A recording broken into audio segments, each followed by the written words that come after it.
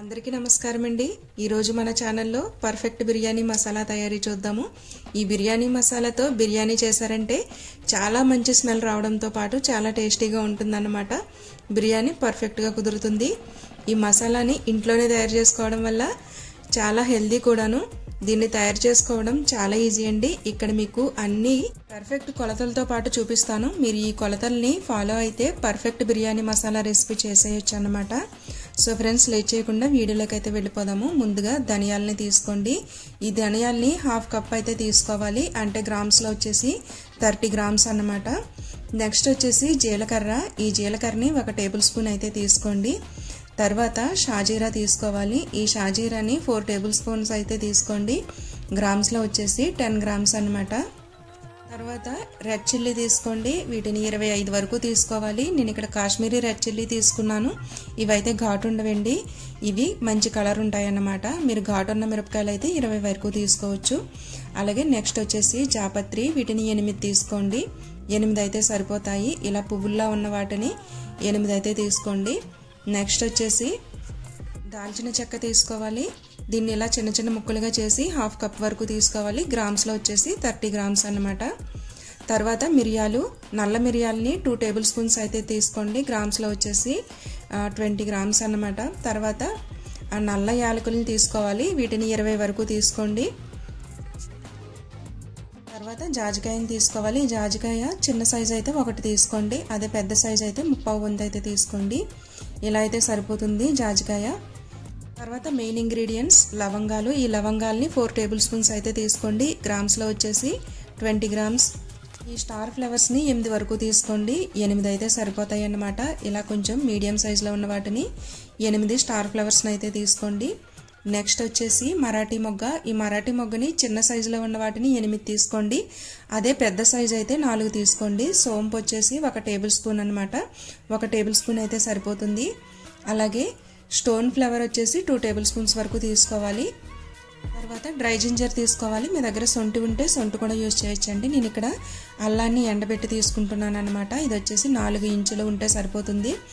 అలాగే ఇలాచీ 60 వరకు తీసుకోవాలన్నమాట, పచ్చి యాలకుల్ని 60 వరకు తీసుకోవాలి, గ్రామ్స్లో వచ్చేసి 15 గ్రామ్స్ అన్నమాట। ఈ పచ్చి యాలకుల్లో పావు వంతు అంటే ఒక 15 వరకు ఇందులో వేసుకోవాలి, మిగతావి అయితే పక్కన పెట్టేసుకోండి। ఇవి ఇందులోకి కలపకూడదు, విడిగా పక్కన పెట్టుకోవాలన్నమాట। తర్వాత మరొక ప్లేట్ తీసుకుని ఇందులోకి పుదీనా ఆకుని నీడని ఎండబెట్టుకుని తీసుకున్నానండి, ఇది ఒక పావు కప్పు వరకు ఉంటుంది, దీనివల్ల ఫ్లేవర్ బాగుంటుంది।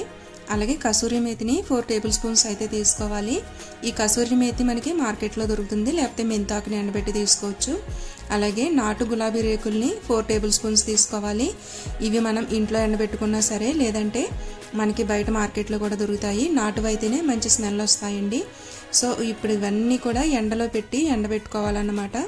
నేను ఇక్కడ ఎక్కువ క్వాంటిటీలో చేస్తున్నాను కాబట్టి ఎండలో పెట్టినట్లయితే ఎక్కువ రోజుల పాటు ఫ్రెష్గా ఉంటుందండి మసాలా, అదే మీరు తక్కువ క్వాంటిటీలో చేసుకుంటే కనుక ఎండలో పెట్టుకోవాల్సిన అవసరం లేదు। ఇప్పుడు వీటన్నింటినీ కూడా డ్రై రోస్ట్ చేసుకోవాలి।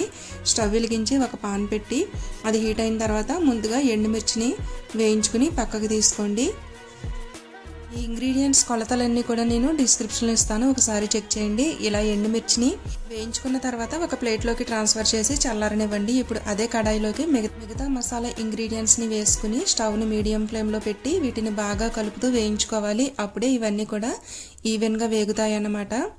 ఇందులోకి కసూరి మేతి, గులాబీ రేకులు, పుదీనా ఆకును వేయకూడదండి, అవి విడిగా వేయించుకోవాలి। మసాలా ఇంగ్రీడియంట్స్ని మాత్రమే వేసి వీటిని బాగా కలుపుతూ వేయించుకోవాలి। ఇవి ఇలా వేయించడం వల్ల ఇందులో ఉన్న ఫ్లేవర్స్ బయటకు వచ్చి మంచి సువాసన అయితే వస్తుంది। ఇలా వేగిన తర్వాత వీటిని ఒక ప్లేట్లోకి ట్రాన్స్ఫర్ చేసుకోండి, ఇలా ట్రాన్స్ఫర్ చేసుకుని వీటిని చల్లారనివ్వండి। ఇప్పుడు అదే కడాయిలోకి గులాబీ రేకులు, కసూరి మేతి, పుదీనా ఆకును వేసి 2 మినిట్స్ మాత్రమే వేయించుకుని స్టవ్ ఆఫ్ చేసేయండి। ఇలా స్టవ్ ఆఫ్ చేసి ఇప్పుడు అదే మసాలాల్లోకి వీటిని ట్రాన్స్ఫర్ చేసుకోండి। ఇక్కడ మనం ఈ యాలకుల్ని కొద్దిగా మిరియాలు వేసి పక్కన పెడుతున్నాను అనమాట। ఇప్పుడు వీటన్నింటినీ కూడా బాగా చల్లారనివ్వండి। చూసారు కదా, ఇవి బాగా చల్లారాయి। చల్లారిన తర్వాత ఇవన్నీ ఇలా నలపగానే మనకి స్మాష్ అయిపోతాయండి ఈజీగా। అప్పుడే ఇలా చల్లారిన తర్వాత ఇప్పుడు మనం ఒక మిక్సీ జార్ తీసుకుని కోర్స్గా గ్రైండ్ చేసుకోవాలి వీటన్నింటినీ।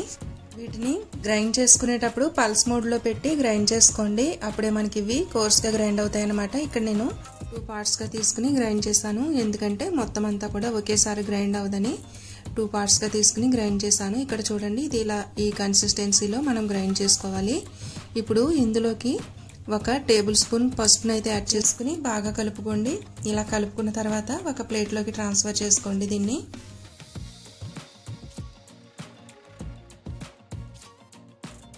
మిగతా పార్ట్ని కూడా మిక్సీ జార్లో వేసుకుని మిక్సీని పల్స్ మోడ్లో పెట్టి కోర్స్గా గ్రైండ్ చేసుకోండి.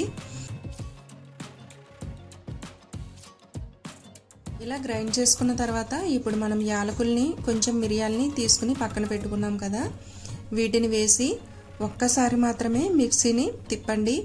అంటే 1 to 2 టైమ్స్ మాత్రమే పల్స్ మోడ్లో పెట్టి తిప్పండి. ఇవి ఎక్కువ గ్రైండ్ అవ్వకూడదు అన్నమాట. జస్ట్ మనకి అవి పగిలితే సరిపోతుంది.